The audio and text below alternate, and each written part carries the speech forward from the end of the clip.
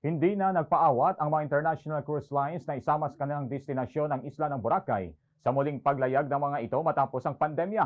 Kasunod ito ng pagdating ng dalawang cruise ship sa Boracay sa loob ng isang linggo bago pa man matapos ang buwan ng Pebrero.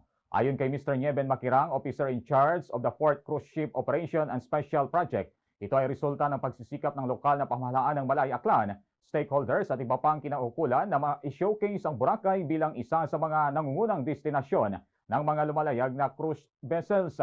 Kaugnay nito, unang dumating ang MV Norwegian Jewel Lulan ang nasa 2,700 ang mga pasahero kung saan halos 95% sa mga ito o 2,527 ang bumaba sa barko at nagkaroon ng panahon na maglibot sa tanyag na isla.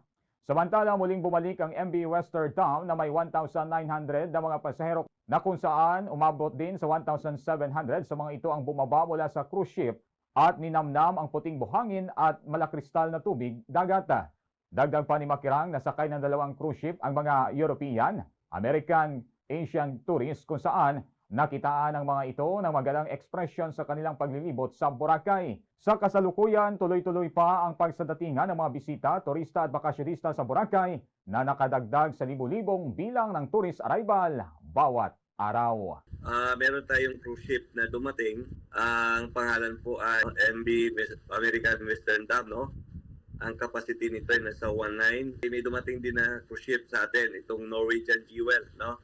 Almost 95% ang bumaba, no? So ito, karamihan dito ay mga almost 60% dito ay mga puti, no? Mga foreigner, European, American. Si Nieben Makirang, Officer in Charge of the 4th Cruise Ship Operation and Special Project sa kanyang naging pahayag.